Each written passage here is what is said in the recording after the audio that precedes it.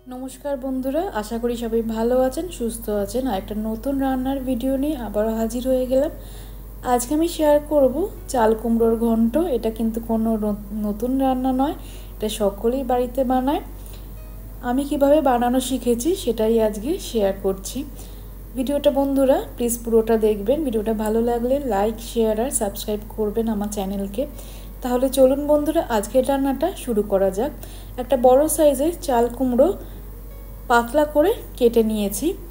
चाल कुमड़ोटा काटार आगे किन्तु भालो करे धुए निয়েছি।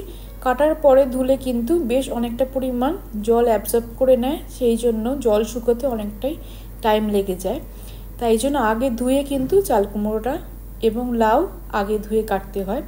এখন একটা কড়া বসিয়ে নিয়েছি গ্যাসে। কড়া গরম হয়ে গেছে। এখন আমি 1/4 কাপ মুগ ডাল लो टू मीडियम फ्लेमे भेजे नेब।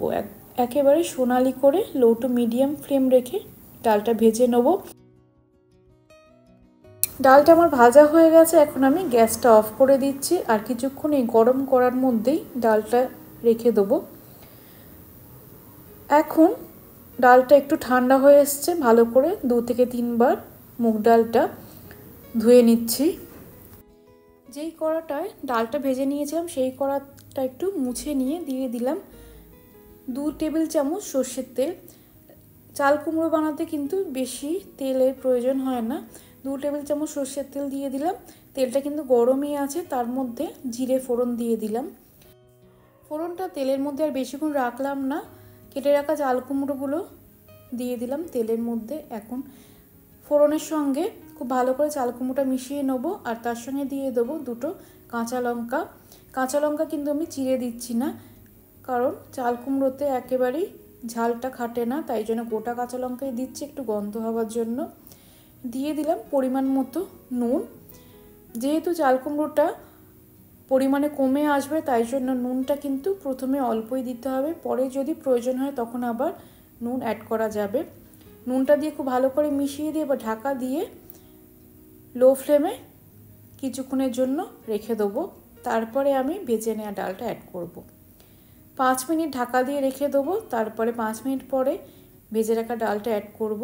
5 মিনিট হয়ে গেছে। ঢাকাটা খুলে আবারও সব কিছু ভালো করে একসাথে মিশিয়ে দিচ্ছি। অনেকটা পরিমাণ জল কিন্তু বেরিয়েছে। এখন আমি ডালটা দিয়ে দিলাম। ডালটা দিয়ে বেশ ভালো করে সব কিছু মিশিয়ে দেবো। আবারও ঢাকা দিয়ে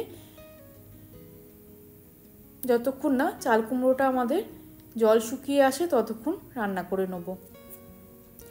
প্রথমে আবারও 5 থেকে 7 মিনিট ঢাকা দিয়ে রান্না করে নেব। তারপরে ঢাকাটা খুলে একবার সব কিছু একসাথে মিশিয়ে দেবো যাতে ডালগুলো খুব ভালো করে একইভাবে সেদ্ধ হয়। তাই জন্য ডালগুলো খুব ভালো করে মিশিয়ে দিতে হবে। ওপরের ডালগুলো নিচের দিকে দিয়ে দিলাম। এইভাবে 5 থেকে 7 মিনিট অন্তর অন্তরে কিন্তু ঢাকাটা খুলে একটু সব কিছু একসাথে ভালো করে মিশিয়ে দিতে হবে। যদি সেদ্ধ করে না করা হয় তাহলে কিন্তু একটু সময় লাগবে চাল কুমড়োটা রান্না হতে। বেশ অনেকটা পরিমাণ জল কিন্তু বেরিয়েছে। প্রায় 8 মিনিট হয়ে গেছে। আবারও 5 থেকে 7 মিনিট একটু রান্না করে নিয়ে তারপরে হাই ফ্লেমে আমি চাল কুমড়োটাকে কষিয়ে নেব।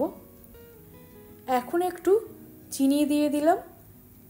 2 চা চামচের মতো চিনি দিচ্ছি। চিনিটা দিয়েও খুব ভালো করে মিশিয়ে দেবো। আর দিয়ে দিলাম 1 চা চামচ ঘি।